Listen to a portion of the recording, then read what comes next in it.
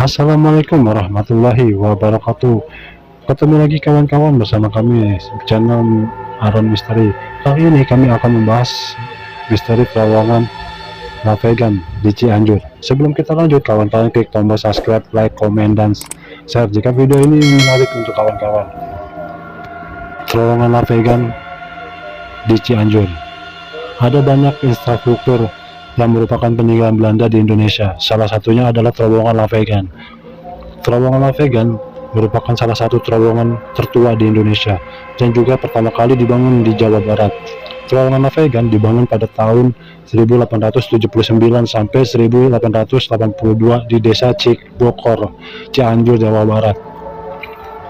Terowongan Lavegan pertama kali dioperasikan oleh perusahaan kereta api milik Hindia Belanda, Start for Wagon, dan melayani kereta api yang menghubungkan Batavia dengan Bandung via Bogor atau Sukabumi. Rute ini dulunya digunakan pemerintah kolonial untuk mengangkut hasil bumi seperti tebu, karet, kina, teh, dan juga kopi. Pembangunan terowongan Lavegan merupakan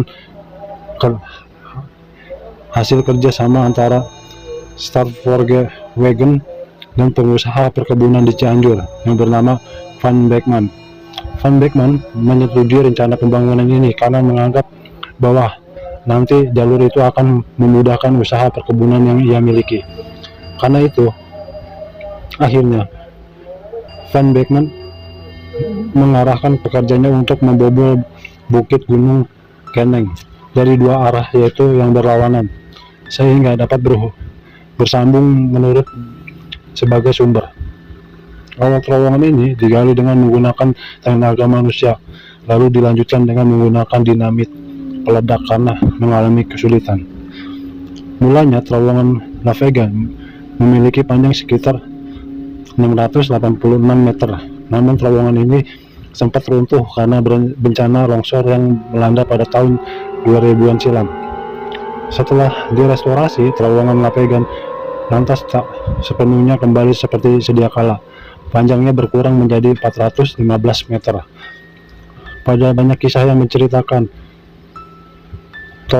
toponymi Lavegan dalam buku kisah Tanah Jawa tahun 2018 disebutkan bahwa nama Lavegan tercetus dari percakapan orang Belanda ketika kereta api akan memasuki terowongan Lavegan.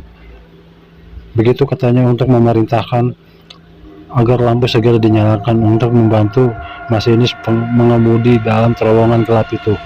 Versi lainnya mengatakan bahwa Lavegan merupakan perintah mandor proyek Van Beckman yang mencampurkan bahasa Indonesia dengan Inggris pada anak buahnya.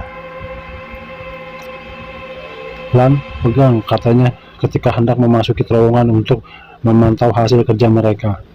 Ada pula versi lainnya mengatakan bahwa Lavegan berasal dari teriakan kondektur kereta api ketika memasuki kereta api yang menyuruh penjaga untuk menyalakan lampu sambil berseru Lavegan, artinya nyalakan lampu. Konon, di dalam terowongan seringkali muncul penampakan wanita berkebaya merah yang diyakini sebagai Nyi Sadea. Nyi Sadea merupakan penari ronggeng terkenal asal Cianjur pada masa Hindia Belanda. Ia diyakini memiliki paras yang cantik dengan kulit putih yang diwarisi dari salah satu kakeknya yang berasal dari berdarah Belanda. Pada masa itu, Nyi Sadea telah menginjak usia 25 tahun dan belum memiliki pendamping hidup. Bersama dengan grup kesenian ronggengnya, ia diundang untuk menghibur dalam pesta peresmian terowongan Lavegan yang dihelat dengan sangat meriah. Para pejabat Hindia Belanda, pusat dari Batavia dan Priangan pun hadir. Bahkan tampak gubernur Hindia Belanda yang saat itu menjabat oleh Cornelis Wijnandar Hoordik, yang termasuk bupati kereta api Prawiradireja, seperti dikutip dalam buku kisah Tanah Jawa. Bersama dengan dua rekannya, Nyisadea menari di bawah rintikan hujan, memakai kemben merah dan selendang kuning. Ia bergerak renggok di atas panggung kecil, di mulut terowongan yang diterangi oleh lampu pijar. Jelang tengah malam, setelah penampilan Nyisadea berakhir, ia berteduh di dalam terowongan sambil menunggu hujan deras mereda. Tak lama, Nyisadea mendengar suara dipanggil.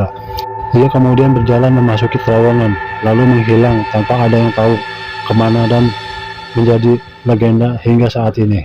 Dalam kisah Tanah Jawa diceritakan bahwa Nyisadea diperistikan oleh pemimpin goib di wilayah itu. Menurut pengamatan kisah Tanah Jawa lakukan, Nyisadea dijadikan tumbal bagi pemimpin istana goib di atas bukit terowongan Lampegan yang bernama Raja Mandala. Ia dikorbankan sebagai syarat agar pemimpin goib itu tak mengganggu proses pembangunan. Karena selama proses pembangunan terowongan Lampegan, seringkali ada pekerja yang meninggal. Raja Mandala tak meminta ritual tertentu, cukup dengan mengadakan acara ronggeng yang mengundang penari tercantik di wilayah Priangan. Versi lainnya, penduduk setempat percaya bahwa Nyisadea dijadikan tumbal, tetapi bukan dengan cara menghilangkan sendiri tanpa jejak karena dijemput sesuatu yang goib, namun karena dijadikan tumbal dan jasadnya ditanam dalam tembok terowongan. Terlepas dari kisah mistis dan misteri yang menyelimuti, terowongan Lampegan juga menjadi saksi bisu perjuangan pemuda Indonesia menyerang Jepang untuk mendapatkan senjata sebagai usaha perjuangan kemerdekaan. Terowongan Lampegan yang kerap menjadi sesama duel mortir antara TNI dengan Kamel berlangsung kini. Terowongan Lampegan menjadi bagian dari perjalanan kereta api rute Sukabumi Cianjur yang jadi kawasan cagar budaya. Terlebih tak jauh dari stasiun Lampegan terdapat destinasi wisata Gunung Padang yang merupakan situs megalitikum terbesar di kawasan Asia Tenggara. Jarak antara Gunung Padang dengan stasiun Lampegan hanya sekitar 7-8 km saja. Kamu yang tertarik mengunjungi bisa datang dengan menggunakan kereta api Siliwangi dan turun di stasiun Lampegan. Selain menyusuri terowongan tua yang penuh sejarah ini, kamu juga bisa menikmati keindahan pemandangan kebun teh dari jendela sepanjang perjalanan dari Bandung menuju ke Sukabumi.